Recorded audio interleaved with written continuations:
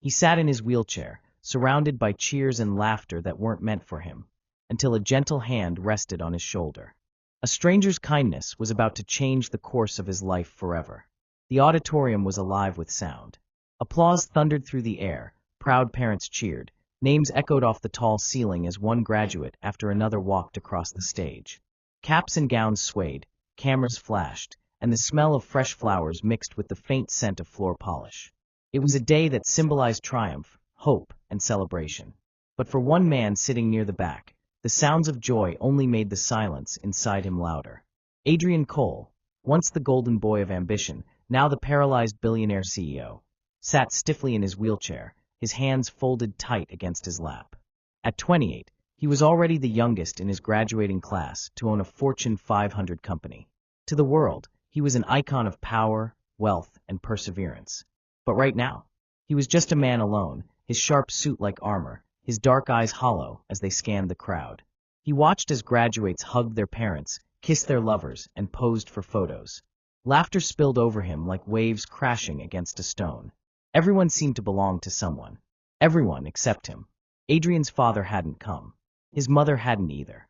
Once they had been proud of him, proud of the boy who could conquer anything he touched. But after the accident, the one that had taken his legs and, in his father's eyes, his strength, they had pulled away. They sent polite texts, stiff congratulations, but they didn't show up. His wealth hadn't been enough to fill that void. His success hadn't been enough to draw them back. The tassel on his cap tickled his cheek as he looked down. He wasn't even sure why he'd come today. Maybe because he needed, to feel normal again, just for one moment. But instead of pride, all he felt was the bitter reminder that he was different. And not the kind of different you celebrate. Across the room, moving slowly through the crowded aisles, was a woman whose presence would soon interrupt his solitude. Her name was Emma Hayes. She was 26, dressed in a soft lavender dress that curved around her swollen belly. Her hands, delicate but strong, cradled the child inside her as if the whole world was tucked beneath her palms. She wasn't a graduate. She wasn't supposed to be here at all. But her younger sister was graduating today, and Emma had promised she wouldn't miss it, no matter how hard the walking, the standing, or the sitting might be. Pregnancy wasn't easy for Emma. Not just because of the sleepless nights, the swollen ankles, or the aches that seemed to deepen with every passing week. No, what made it hard was the silence that followed her everywhere. She carried life inside her, but the man who had helped create it had walked away. She didn't have someone waiting at home to hold her hand, to whisper promises, or to share in the miracle. Her baby would have only her. Yet Emma had always been the kind of woman who chose kindness, even in the face of her own pain. She noticed things others didn't: the loneliness in a stranger's eyes, the tremble in a smile, the silence behind applause. As she found her seat near the middle row, her gaze swept over the sea of families, and then it landed on him. Adrian. She didn't know his name. She didn't know his story. But she saw him. The sharp jaw that looked carved from stone, the broad shoulders stiff with tension, the way his fingers pressed too tightly against his armrest. She saw the emptiness in his gaze, the kind that mirrored her own on her worst nights. Her sister nudged her, whispering something excited about the ceremony. Emma smiled, but her eyes kept drifting back. Something about the way he sat alone, as if a whole invisible wall had been built around him, stirred something inside her. When Adrian's name was called, the room clapped politely. He wheeled forward, collected his diploma with practiced ease, and nodded toward the dean. Cameras flashed, but there was no cheer, no shout of pride, no warm voice calling his name. He wheeled himself back to his seat in silence, every push of his hands against the rims echoing louder in his chest than the applause around him. Emma's heart squeezed. She remembered sitting in her doctor's office the day she was told she'd be doing this alone. She had felt the same hollow silence, the same ache of being surrounded by people, yet belonging nowhere. As the ceremony wrapped up, students were swept into hugs, photos, and celebrations. Adrian stayed where he was, motionless, watching the tide of joy wash around him without touching him. He thought of slipping out quietly. No one would notice. No one would miss him. But just as he reached for the wheels, a soft voice cut through the noise. "Excuse me." He froze. Slowly, he turned his head. Emma stood there, her lavender dress brushing the floor, her hands gently resting on her belly. Her eyes met his, warm, brown, and unafraid. "You look like you could use some company," she said softly. For the first time all day, Adrian felt his chest tighten, not from pain, but from something he couldn't name. Welcome back, my amazing family and friends. If you're ready to dive into this story, don't forget to hit that subscribe button and drop a comment letting me know where you're tuning in from. Have you ever noticed someone sitting alone and wondered what story they're carrying?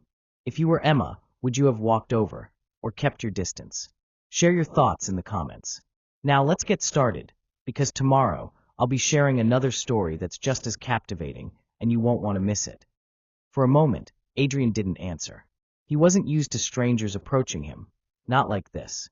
Usually, when people came near, their eyes flicked quickly to the wheelchair, then away. They offered forced smiles or awkward pity. Some even spoke louder, as if his condition had stolen his hearing as well as his legs. But this woman, this pregnant stranger, just looked at him as though he were a man. Not a billionaire. Not a tragedy. Just a man. Her words still hung in the air. You look like you could use some company. He cleared his throat, trying to shield the sudden, sharp ache that rose in his chest. You don't even know me. I don't have to, Emma replied. Her voice was calm, warm, carrying that natural softness of someone who had spent her life comforting others. Sometimes it's obvious. Adrian's jaw tightened. He hated being read like that. Hated the idea that his loneliness was written on his face for anyone to see. But before he could snap back, he noticed her hands, both cradling her swollen belly, as if she were holding the world together. Shouldn't you be with your family? He asked, his voice colder than he intended.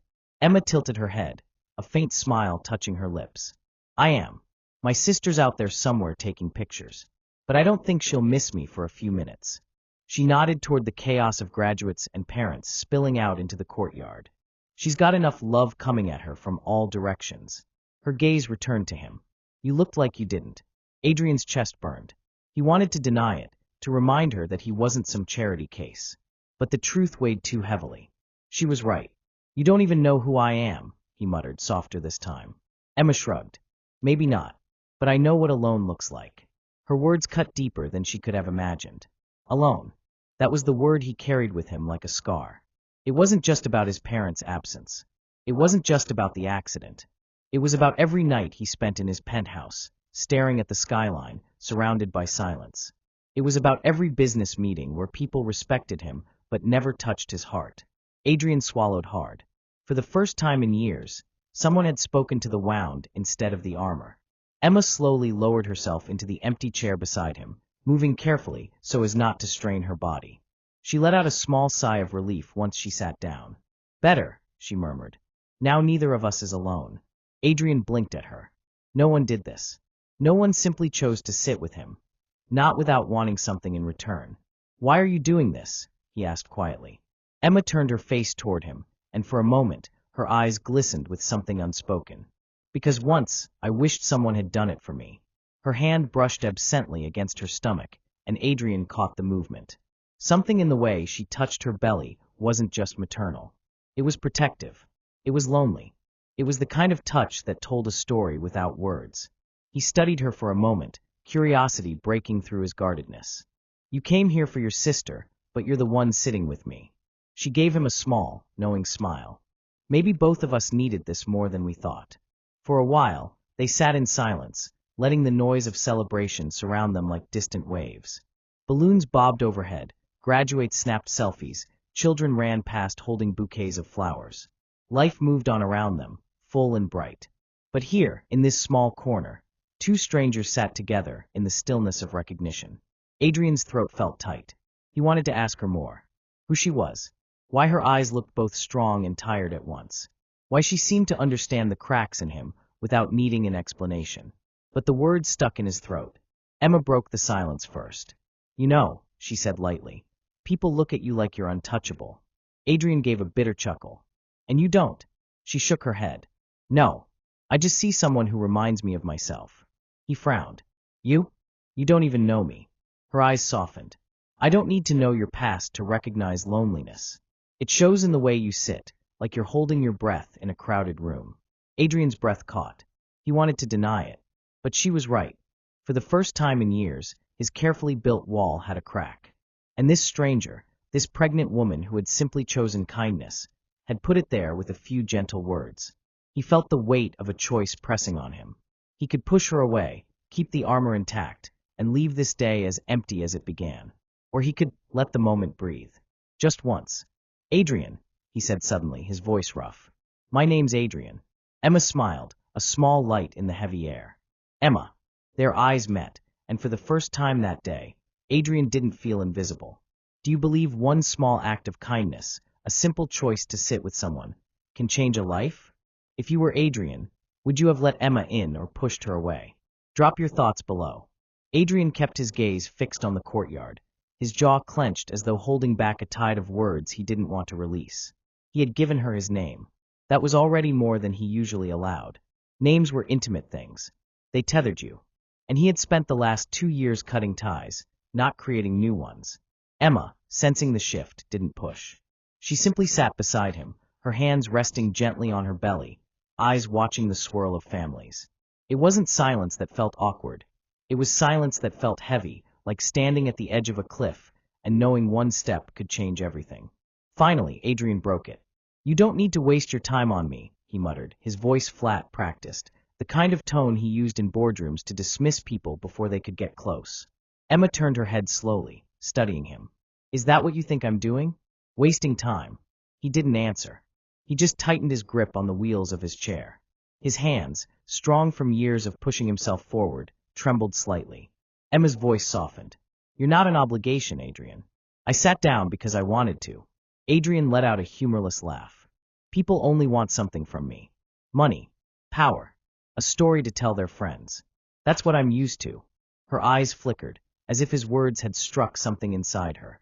And maybe that's the problem. You're so used to people wanting something from you, you can't believe anyone might just care. His throat tightened, anger mixing with something sharper, fear. Care. About what? About a man who can't even walk across a stage like the rest of them.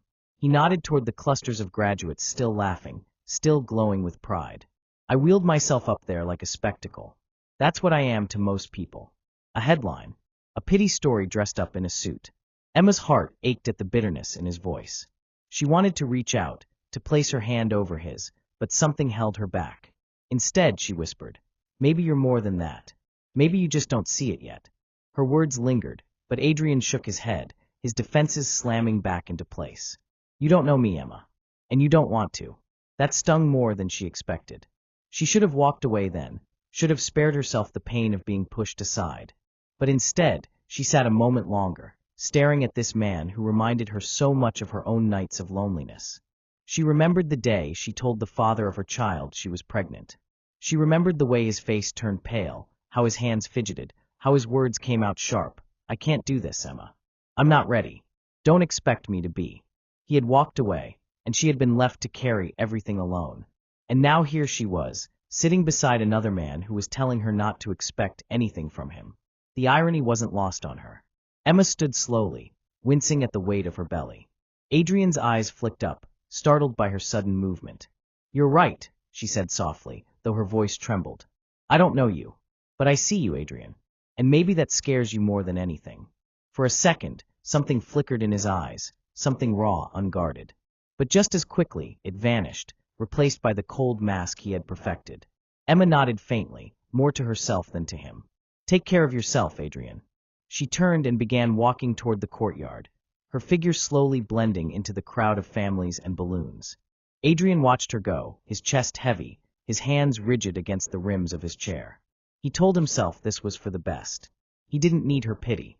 He didn't need anyone. He had built an empire on his own, survived an accident that should have broken him, and clawed his way back to the top without anyone's hand to steady him. He was fine. But as Emma disappeared from sight, a hollow ache settled deeper into his chest. Fine had never felt so empty. Adrian wheeled himself toward the exit, each turn of the rims sharp and angry. He wanted to leave the noise, the laughter, the sight of families that reminded him of everything he didn't have. But no matter how far he moved, the echo of her words followed him. I see you. And that terrified him more than anything else. Why do you think people push away those who try to care for them? Is it fear of being hurt, or fear of being seen too clearly? Share your thoughts. I'd love to hear them. The courtyard buzzed with life, graduates tossing caps, families crowding together for photos, laughter echoing against the tall brick walls of the university. Adrian maneuvered his wheelchair toward the parking lot, each turn of the rims sharp with frustration. He told himself he was leaving for good, but life had other plans. Just as he reached the ramp leading to the lot, a commotion broke out near the steps. He glanced over and saw a woman stumble, Emma. Her lavender dress fluttered as she tried to steady herself, her hand clutching her belly. People around her gasped but hesitated, unsure whether to help. Before Adrian even realized what he was doing, his hands moved. He pushed forward quickly, his chair gliding over the pavement until he was beside her. Emma! The name burst out of him, raw and unguarded. She looked up, startled, her face pale. I think I'm okay, she whispered, though the way she gripped her stomach told a different story. Adrian's chest tightened. He wasn't used to caring like this. He wasn't used to feeling fear for someone else. But right now, all he knew was that he couldn't leave her like this. Sit down, he urged, gesturing toward a nearby bench. Emma hesitated, pride flickering across her face. But her body betrayed her, her knees trembled, her breath quickened. Finally, she let him guide her toward the bench. Adrian positioned his chair beside her, his movements swift and controlled. For a moment, neither spoke. The crowd carried on around them, oblivious. Are you hurt? Adrian asked, his voice rough. Emma shook her head, though sweat beaded her forehead. No, just dizzy. It happens sometimes. Pregnancy takes a toll. Her attempt at lightness only made his worry deepen. You should have let someone help you sooner. Her lips curved faintly. Funny coming from you. Adrian froze. Her words echoed between them, sharp but true. He was the one who resisted help, who pushed away kindness. And now here he was, urging her to accept it. Emma leaned back against the bench, closing her eyes for a moment. Don't look at me like that. I promise I'm fine. The baby's fine. But Adrian couldn't stop looking. He watched the way her chest rose and fell, the way her hands instinctively protected the life within her. Something about her vulnerability stirred something in him. Something protective, something he hadn't felt since before the accident. Minutes passed. Slowly, her breathing steadied, her color returning. She opened her eyes and met his gaze. See, just needed a moment. Adrian exhaled, realizing he had been holding his breath. Do you have someone waiting for you? To take you home, he asked carefully. Emma hesitated. The pause was longer than it should have been. Finally, she shook her head. No, just me. Adrian's gut twisted. He didn't know why, but the thought of her going through this alone unsettled him deeply. That's not safe, he said. Her eyes hardened slightly. I've managed this far. He wanted to argue, to tell her she shouldn't have to manage alone. But he remembered her words from earlier, I see you. And now, sitting beside her, he realized he saw her too. Strong, tired, carrying more than she should have to. Let me call someone, he offered. At least to make sure you get home safe. Emma gave him a small smile, touched but firm. Adrian, I appreciate it. Really. But I don't need rescuing. Sometimes, I just need someone to sit with me until the dizziness passes. He blinked. It was almost the exact thing she had done for him earlier, choosing to sit, simply to be there. The irony wasn't lost on either of them. A silence stretched between them, not cold this time, but warm, fragile. They were two people who had tried to walk away, yet here they were again, forced into each other's presence by circumstance. Adrian finally broke it. I shouldn't have pushed you away earlier. Emma tilted her head, studying him. Then why did you? His jaw worked, but the words came out low, almost ashamed. Because letting someone in feels dangerous. Every time I've trusted someone, they've left. And I can't. He stopped himself, his voice catching. Emma's expression softened. You think if you push people away first, it won't hurt as much when they're gone. He looked at her, stunned by her accuracy. Her hand shifted, resting lightly on her stomach. Trust me, Adrian. I know that feeling. The weight of her words settled over him.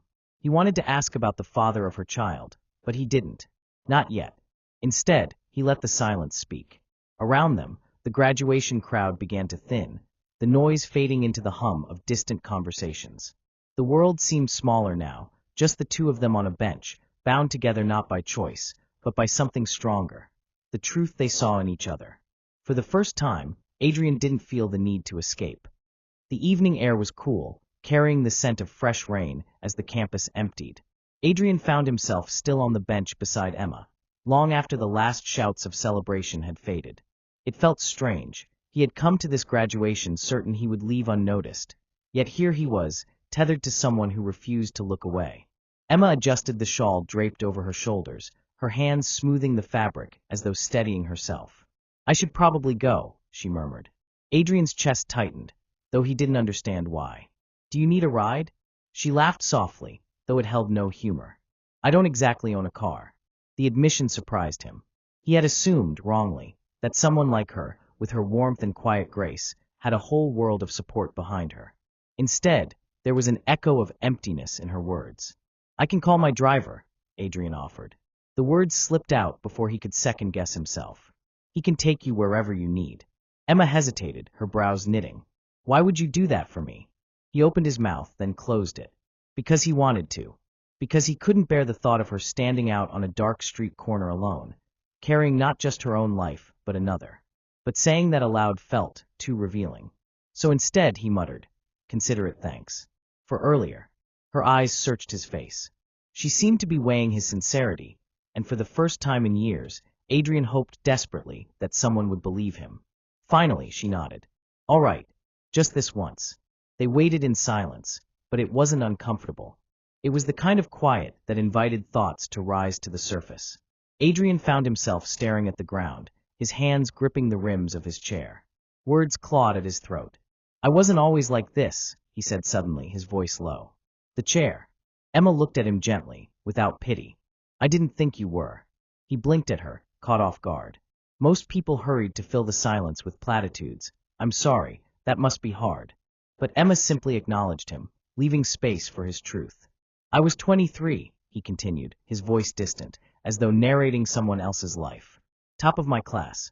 Already running part of my father's company. Everyone said I was unstoppable. Emma's eyes softened, listening. And then, Adrian swallowed hard, his jaw tightening. One night I drove too fast. Too proud to admit I'd had too much to drink. I hit black ice. The car rolled. He gestured to himself bitterly. This was the result. Emma's lips parted, but she didn't interrupt. My father called it a shame. My mother cried until she had nothing left. My so-called friends disappeared. And me. His eyes glinted under the fading light. I told myself I didn't need anyone. Because needing hurts. The words cracked in the air, heavier than he intended. Emma sat quietly for a long moment. Then she spoke, her voice barely above a whisper. Do you want to know something ironic? Adrian looked at her, his breath unsteady. I've been telling myself the same thing, she admitted. Her hand instinctively rested on her stomach, fingers splayed protectively. That needing people only leads to disappointment. Adrian's pulse quickened. He leaned slightly closer, his curiosity prying past his usual restraint. The baby's father? Emma's jaw tightened, her gaze fixed on the darkening horizon. He left when he found out I was pregnant. Said he wasn't ready to be a father. That I should figure it out on my own. Her voice trembled, but she steadied it quickly, as though refusing to give him the satisfaction of seeing her break. I tried to hold it together, she went on. Kept telling myself I could do this. That I didn't need him. Or anyone. But then the doctor bills came, and the loneliness at night. It's heavier than I thought it would be. Her words hung in the air, raw and unpolished. Adrian felt something stir inside him. A reflection of his own loneliness, mirrored in her struggle. Two lives broken in different ways, both pretending strength while quietly shattering. He surprised himself with what he said next. You shouldn't have to do this alone. Emma turned to him, her eyes glistening but defiant. Neither should you. The statement hit him like a blow, knocking the air from his lungs. For a heartbeat, he couldn't speak.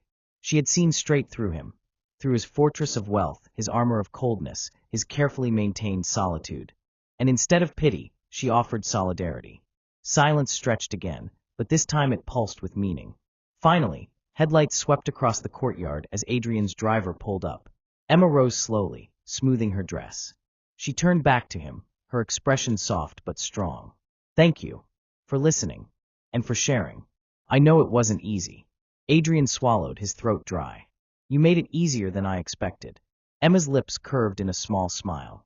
For a fleeting second, Adrian felt something shift inside him. A crack in the ice that had encased his heart for so long. As she stepped toward the car, he felt an inexplicable pang, as though she was taking something of his with her. And for the first time in years, Adrian wasn't sure he wanted it back. Do you believe sharing your pain can actually make it lighter? Or do you think some wounds are meant to be carried alone? The city skyline glittered under the night sky as the car pulled away from campus. Emma sat in the back seat, her hands folded protectively over her belly, while Adrian's wheelchair was secured carefully in the trunk. For the first few minutes, silence filled the car.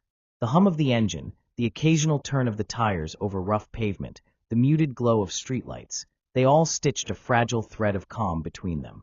Adrian glanced sideways at Emma. Her head rested lightly against the window, her eyes half closed, as though she were trying to hold herself together. Something about the image tugged at him. This woman who carried so much weight, yet still managed to smile, still managed to see him when no one else had. Without thinking, he said softly, "Do you need me to drop you at home?"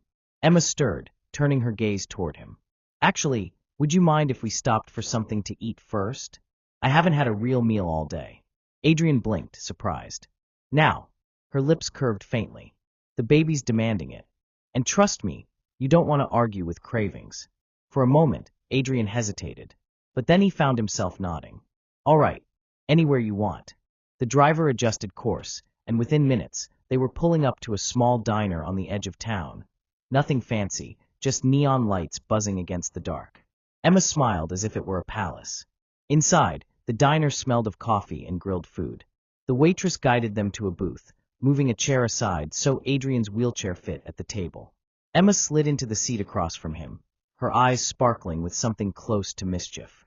"You've probably never eaten in a place like this, have you?" she teased. Adrian smirked, though there was a softness in it. "Not often, but I'm adaptable." When the menus arrived, Emma ordered a plate of pancakes with strawberries, despite it being nearly midnight. Adrian raised a brow but said nothing. He ordered black coffee, more out of habit than hunger. As they waited, Emma leaned forward slightly, her chin resting on her hand. "Can I ask you something?" Adrian nodded cautiously. "Do you ever miss it?" she asked. "Your old life. Before the accident." The question was simple, but it pierced him. He stared down at his hands for a long moment before answering. "Every day. But not the way people think. I don't miss the parties or the power. I miss running. The wind in my face. Being able to stand tall without thinking about it." Emma's expression softened. "It's the little things, isn't it? The things no one else notices until they're gone." He met her eyes, surprised at how deeply she seemed to understand. "What about you? Do you miss him?" Her smile faltered. She looked down at the table, tracing invisible patterns on the surface. "Sometimes I miss the idea of him, the future I thought we'd have. But the man himself." She shook her head slowly. "No. If he could walk away that easily, then he was never really mine to begin with." Adrian studied her, admiring the quiet strength in her words. She wasn't bitter, just honest. Their food arrived then, breaking the moment. Emma dug into her pancakes with enthusiasm, her hunger evident. Adrian watched, almost amused, as she closed her eyes in delight after the first bite. "Best thing I've tasted all week," she declared. Adrian chuckled quietly, a sound that surprised even him. He couldn't remember the last time he had laughed without forcing it. As Emma ate, they slipped into conversation, light at first, then deeper.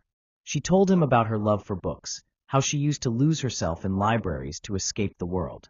He shared how music had once been his refuge, late nights at the piano when business pressures became too heavy. It felt strange, this ease between them. Adrian had spent years building walls, yet here he was, lowering them brick by brick without realizing it. By the time they left the diner, the night felt different, warmer, somehow. Back in the car, Emma turned to him, her voice soft. "Thank you. For tonight. For not letting me eat alone." Adrian's chest tightened at her words. "Thank you for letting me be there." As the car pulled up to her small apartment building, Emma hesitated before stepping out. She turned back to him, her hand resting on the doorframe. "I don't know why," she admitted, her voice trembling slightly, "but I feel like I can breathe around you. Like I don't have to pretend." Adrian's throat constricted. For a moment, he wanted to tell her he felt the same, that her presence was breaking through a silence he hadn't even realized was suffocating him. But the words stuck. So instead, he simply nodded. "Good night, Emma." She smiled, small but genuine, and disappeared into the building. As the driver pulled away, Adrian leaned back in his seat, staring out the window. His reflection looked back at him in the glass, haunted, yet softer than before. And for the first time in years, he felt something dangerous. Hope. The morning sun spilled across Adrian's penthouse, painting the sleek marble floors in gold. Yet, the brightness only amplified the unease simmering between him and Emma.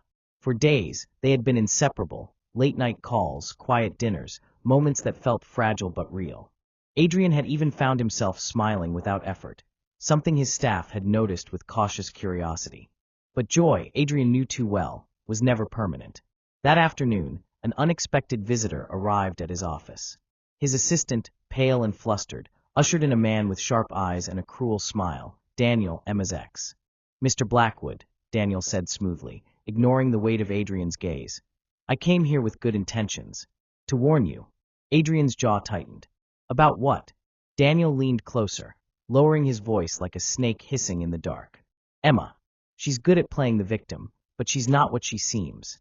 She left me with nothing but debts and a child I never wanted. Now she's dangling herself in front of you. Think about it. Why would a pregnant woman cozy up to a billionaire? She's after your money. That's all." The words sliced through Adrian. He kept his face unreadable, but his stomach churned. Daniel's smirk deepened, sensing the doubt. "People like us, we don't get sympathy," Daniel continued. "We get used. Trust me, I know her better than you ever will." Adrian dismissed him coldly, but the poison lingered long after Daniel was gone. That evening, when Emma arrived at Adrian's place with a warm smile and a bag of groceries, she immediately sensed the shift in his demeanor. "You're quiet," she said softly, setting the bag down. "Did something happen?" Adrian hesitated. His walls began to rise again, thick and unyielding. "I had a visitor today." Emma tilted her head. "Who?" "Daniel." The name left his lips like a bitter taste. She froze. "He came to you." Adrian's voice hardened. "He warned me about you. Said you're using me. That you've done it before." The color drained from Emma's face. "You believe him?" The silence that followed was deafening. Adrian's eyes betrayed the storm inside him. Hurt, fear, the scars of betrayal from people he had once trusted. Emma's voice cracked as she stepped closer. "Adrian, look at me. Do you really think I'd do that to you? After everything we've shared?" Adrian wanted to believe her. God, he wanted to. But Daniel's words echoed in his head, dragging up every insecurity he carried. His voice came out colder than he intended. "I don't know what to believe anymore." Emma flinched as if struck. Her hands instinctively went to her belly, as though shielding her child from the cruelty of his doubt. "I thought," her breath trembled, "I thought you saw me. Not as some gold digger, not as some mistake, but as me." Her eyes shone with unshed tears. "If that's what you think of me, Adrian, then maybe I was wrong about you." She turned to leave, her footsteps hurried, desperate. Adrian didn't move, his pride and fear chaining him to the spot. The sound of the door slamming echoed through the penthouse, leaving behind a silence that felt like suffocation. For hours, Adrian sat alone, his chest aching with every breath. The city lights blinked below him, mocking his emptiness. He had spent years learning how to live with loneliness, yet this, losing her, felt unbearable. Meanwhile, Emma sat in her small apartment, curled up on her couch, tears streaming silently down her cheeks. She whispered to the life inside her, "I'm sorry, baby. I thought maybe, just maybe, we found something real." The fragile bond they had built was shattered, splintered by doubt, pride, and the ghosts of past betrayals. And in that darkness, both of them questioned the same thing. Were they ever worthy of love at all? The days after Emma walked out stretched like a hollow ache in Adrian's chest. He threw himself into work, into meetings and deals, into anything that could keep his mind from drifting back to her. Yet no matter how many contracts he signed, no matter how many zeros flashed across his bank account, he felt nothing but emptiness. At night, the silence in his penthouse screamed. He would sit by the wide windows, staring down at the glittering city, wondering if Emma was eating well, if she was safe, if she hated him. He remembered the way she had pressed her hand protectively over her stomach when he doubted her. The image replayed again, and again like a wound that refused to close. "I thought you saw me." Adrian buried his face in his hands. "God, what have I done?" Across town, Emma sat at her kitchen table, her eyes swollen from crying. Bills and medical pamphlets lay scattered around her. She tried to distract herself with small tasks, washing dishes, folding baby clothes, but the hollowness inside refused to fade. She kept hearing Adrian's voice, cold and uncertain. "I don't know what to believe anymore." It broke something deep inside her. She wanted to hate him. It would have been easier. But the truth was, she missed him. The sound of his laughter, the way his presence filled a room, the fragile hope he had started to give her.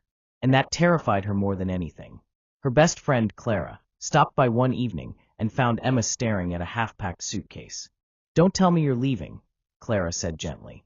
Emma shrugged weakly. "Maybe. A fresh start somewhere else, somewhere far away." Clara sat across from her, her gaze steady. "Emma, running won't heal your heart. You and that man, whatever it was real. I saw it in your eyes. Question is, are you going to let fear steal it from you?" Emma looked down at her hands. They trembled. Meanwhile, Adrian couldn't escape his conscience. He finally confronted his reflection in the bathroom mirror, gripping the edge of the sink until his knuckles whitened. "You're afraid of being used. Afraid of being abandoned.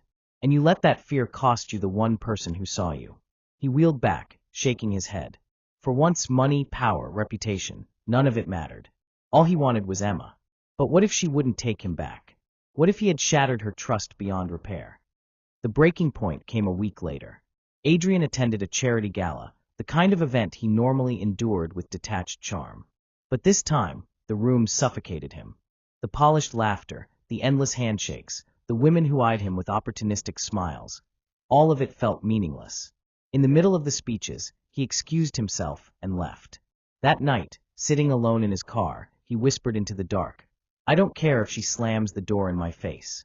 I just need to see her." For the first time in years, he chose vulnerability over pride.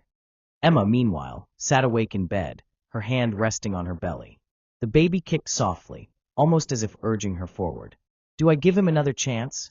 she whispered into the quiet. "Or do I keep us safe from being hurt again?"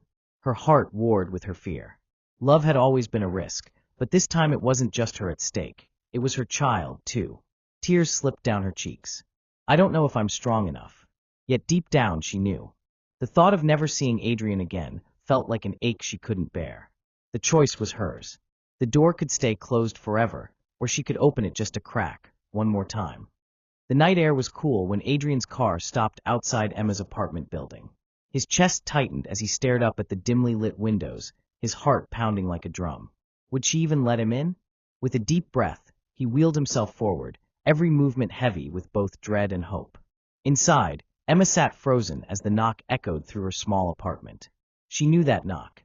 Her heart stumbled in her chest. She rose slowly, every step toward the door feeling like a choice between past pain and future possibility. Her hand hovered over the doorknob.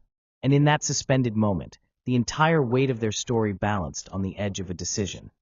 Emma's hand trembled on the doorknob, her breath shallow. 1,000 fears screamed in her mind, his doubt, her hurt, the weight of her unborn child. But beneath it all, her heart whispered one word: hope. She turned the knob. The door creaked open, and there he was. Adrian, in his chair, his usually perfect composure stripped away. His suit jacket was wrinkled, his eyes rimmed with exhaustion, and yet he had never looked more human, more real. For a long, breathless moment, neither spoke. Then Adrian's voice broke the silence, low and raw. "Emma, I was wrong." Tears pricked her eyes instantly.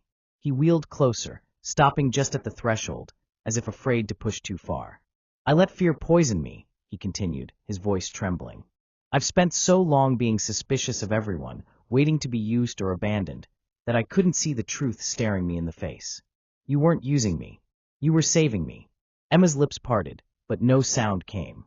Her chest tightened at the sincerity etched into his every word. "I don't care about Daniel or the lies he spewed," Adrian said, his eyes locking onto hers. "I care about you. About the way you made me feel alive again.